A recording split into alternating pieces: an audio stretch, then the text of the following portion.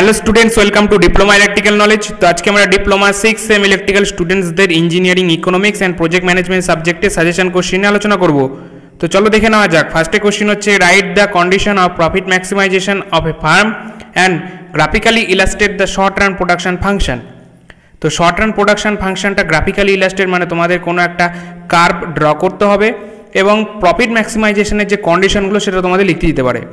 2 নম্বর কোশ্চেন দেখো, write down the relationship between engineering and economics. Engineering and ইকোনমিক্সের মধ্যে যে রিলেশনটা সেটা তোমাদের লিখতে দিতে পারে। 3 নম্বর কোশ্চেন দেখো, define the law of demand, opportunity cost and rationality cost. তো opportunity cost, rationality cost and law of demand তোমাদের ডিফাইন করতে দিতে পারে। 4 নম্বর কোশ্চেন দেখো, compare the marginal cost and total cost. Marginal cost and total কস্টের মধ্যে ডিফারেন্সটা কী সেটা তোমাদের পরীক্ষায় দিতে পারে। 5 নম্বর কোশ্চেন দেখো, what are the difference between short run production and long run production function. Short run production function and long run production ফাংশনের মধ্যে তোমাদের ডিফারেন্স দিতে পারে। 6 নম্বর কোশ্চেন দেখো, write down the 3 main feature of the monopoly market. Monopoly মার্কেটের 3টে বৈশিষ্ট্য তোমাদের লিখতে দিতে পারে। 7 নম্বর কোশ্চেন দেখো, difference between fixed and variable cost. 8 নম্বর কোশ্চেন দেখো, briefly describe the classification of project. প্রজেক্টকে আমরা কী করে ক্লাসিফাই করতে পারি।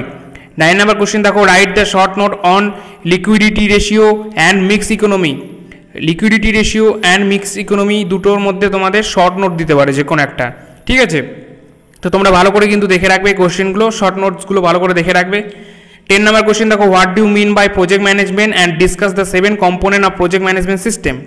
প্রজেক্ট ম্যানেজমেন্ট বলতে কী বোঝায় এবং প্রজেক্ট ম্যানেজমেন্টের 7টে কম্পোনেন্ট তোমাদের লিখতে দিতে পারে। 11 নম্বর কোশ্চেন দেখে রাখো, discuss the relationship between average cost and marginal cost with graph. Average cost and marginal কস্টের মধ্যে যে রিলেশনটা সেটা গ্রাফ সহ তোমাদের এক্সপ্লেন করতে দিতে পারে। 12 নাম্বার দেখো, define the pay back period method and NPV.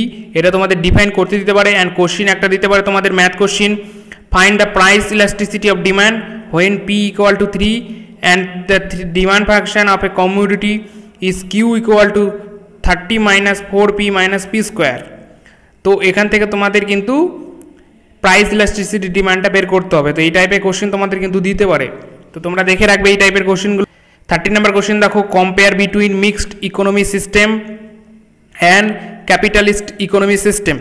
তো mixed economy system and capitalist economy সিস্টেমের মধ্যে তোমাদের ডিফারেন্স দিতে পারে। 14 নম্বর কোশ্চেন দেখো, briefly describe about the project risk and uncertainty. প্রজেক্টের কী কী রিস্ক এবং অনিশ্চয়তা, রিস্ক মানে ক্ষতি এবং আনসার্টেনিটি মানে অনিশ্চয়তা। তো প্রজেক্টটার সম্পর্কে তোমাদের সেইভাবে লিখতে হবে যে প্রজেক্টের কী কী রিস্ক এবং অনিশ্চয়তা মানে প্রজেক্টটা কতদিন থাকতে পারে বা নাও থাকতে পারে, ঠিক আছে, চলতে পারে বা না চলতে পারে, এই টাইপের।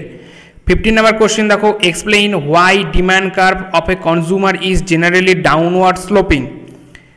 কনজিউমারদের ক্ষেত্রে ডিমান্ড কার্ভটা কেন ডাউনওয়ার্ড হয়ে থাকে সেটা তোমাদের এক্সপ্লেন করতে দিতে পারে।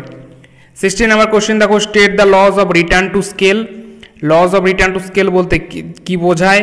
And if A 10% rise in price of goods leads to 30% rise in demand of that goods, what will be the value of elasticity. তো এই টাইপের কোশ্চেন তোমাদের আসতে পারে, তোমরা দেখে রাখবে কোশ্চেনগুলো প্র্যাকটিস সেট হিসেবে। 17 নম্বর কোশ্চেন দেখো, write the short note on ডেপ্ট and equity and profitability ratio. তো এই টাইপের তোমাদের কিন্তু শর্টস নোট দিতে পারে বা ডেফিনেশন হিসেবে কিন্তু দিতে পারে। তো তোমরা এই কোশ্চেনগুলো মোস্ট ইম্পর্টেন্ট হিসেবে দেখে রাখবে। 18 নম্বর কোশ্চেন দেখো, explain the basic concept of Gantt chart and write down it's merit. Gantt chart বলতে কী বোঝায় এবং সেটার সুবিধাগুলো কী কী। তো 19 নম্বর কোশ্চেন দেখো, distinguish between part and CPM technique and write the application of CPM. তো পার্ট মানে আমাদের project evaluation review technique and CPM মানে ক্রিটিক্যাল পাথ মেথড। তো দুটোর মধ্যে তোমাদের পার্থক্য আসতে পারে এবং সিপিএম মানে ক্রিটিক্যাল পাথ মেথডে কিছু অ্যাপ্লিকেশন আসতে পারে। তো এই 19টা কোশ্চেন তোমরা দেখে রাখো, আশা করছি এগুলো থেকে তোমরা কমন পেয়ে যাবে। সো চ্যানেলে নতুন হয়ে থাকলে চ্যানেলটাকে সাবস্ক্রাইব করে দিও এবং ভালো লাগলে বন্ধুদের কাছে শেয়ার করো। সকলকে thank you, best of lakh.